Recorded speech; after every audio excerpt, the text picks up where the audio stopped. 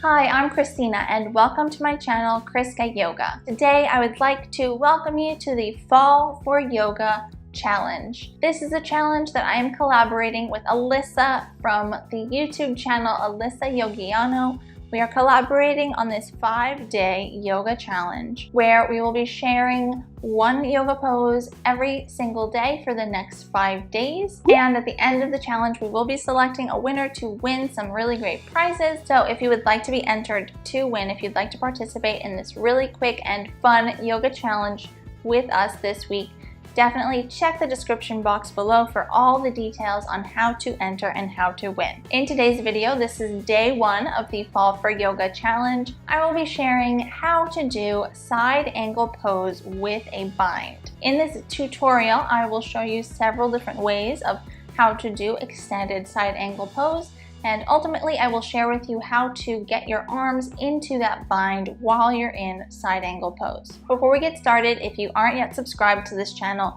hit that subscribe button down below the video for 2 free yoga classes every single week, plus the rest of this yoga challenge as well. You'll also want to head on over to Alyssa Yogiano's channel, where she will be posting days 2, 4, and 5 on her channel. So you'll definitely want to be subscribed to both of us in order to participate and get the full benefit of all of these awesome poses that we'll be sharing with you. So if you're ready, let's get started. So to come into side angle pose with a bind, you'll come into your side angle pose first. So step your feet out wide. You'll want them to be a little wider than the distance of your own leg. From here, turn your left toes in at a 45-degree angle and turn your right toes all the way out, turning the whole leg out from the hip. Once your feet are settled, look down and be sure that your right heel is tracking in line with your left arch. So you'll want to see an imaginary line from the right heel all the way to the left arch. Imagine that you're standing on a tightrope as opposed to standing on railroad tracks. So your feet want to be in line with each other. Once your feet are settled here, place your arms out to the side, bend your right leg, and look down and do another check of your right leg. So you want to make sure that the right knee is tracking directly above the right ankle. So if it's not, if it's forward of the right ankle, so you'll need to adjust accordingly. You'll also want to make sure that your right knee is tracking directly in line with your second and third toes of your right foot. So you'll want to look down, and from here out of your peripheral vision, you'll want to see that big toe. If your knee is forward of the big toe and you can't see it, you could cause some damage in your knee joints, so you want to be very careful. So be sure that the knee is in line with the second and third toes, as well as tracking above the ankle. So once your legs are now settled, keep that left leg nice and straight and energized. Keep lunging forward into your right leg. You should start to feel a burn in your quads. Reach your arms out to the side, palms facing down to start. This is Warrior 2, and we'll come through Warrior 2 into side angle pose. So reach the torso, just moving the torso, keeping the legs where they are. Until you can't reach any further, you can place the hand behind the foot on the pinky toe side of the foot, and then reach the left arm up and over on the diagonal. Try not to lose your legs here as you're holding your extended side angle pose. So you want to keep bending through that right leg and keep straightening the left, energetically reaching up through the arm. And then you want to also make sure that you're not hunching over that right leg. You want to keep length in your torso in both sides of your body as much as you can.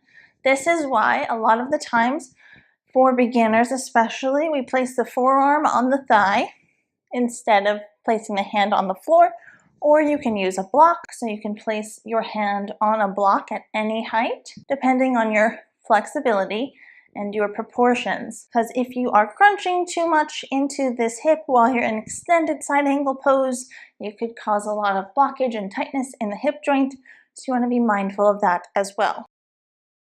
To come to the bind, you can place the hand on the big toe side of the foot when you first come into side angle pose. This opens the shoulders a bit more. From here, you can take your left arm and place it behind you, and also take your right arm and you'll want to wrap it underneath the right thigh. So you'll need to get the shoulder closer down towards the knee and shin, and then twist your arm back and place it near the small of your back behind you. Your left arm is also in that general region, so you'll want to try and take hold of your left hand or your left wrist with your right hand. Or if you can't reach, you can also take hold of the fingertips, clasp them together, whatever you can. And while you're here, hold and breathe. You can also use a strap for this, a strap or a yoga belt, to help you gain the flexibility to bring your hands together, ultimately meeting at the back of your body.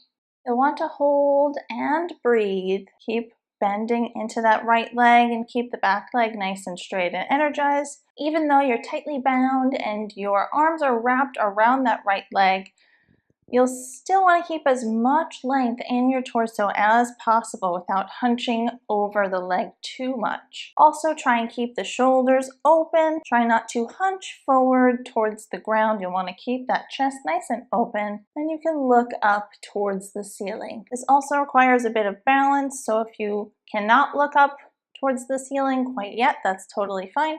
You can always look forward or down towards the floor, whatever works for you, and then you can work your way up towards bringing your gaze up to the ceiling. Once you're done, unclasp your hands from each other, place your right hand down onto the floor.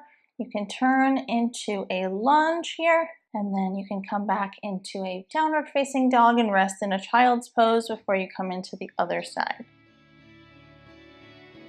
Thank you so much for watching. I hope you enjoyed this tutorial. If you liked it, give it a thumbs up. Leave any questions about it, comments you have in the comment section below. I always love to hear from you. And of course, if you aren't yet subscribed to this channel, hit that subscribe button down below the video for 2 free yoga classes every single week, plus the remainder of this awesome 5-day challenge. Plus, you'll want to head on over to Alyssa Yogiano's channel, subscribe to her as well. She will be posting day 2, so you'll definitely want to be subscribed to her and go on over to her channel tomorrow to check out that pose as well. Of course, also don't forget to check out my website, kriskayoga.com, for more yoga resources, free yoga challenges, and don't forget to follow me on Instagram. That's where you'll want to be in order to participate for this challenge. So head over to Instagram, follow me at Kriska Yoga as well. All of the links and the instructions on how to participate in this challenge are listed in the description box below this video. Thank you so much. See you next time.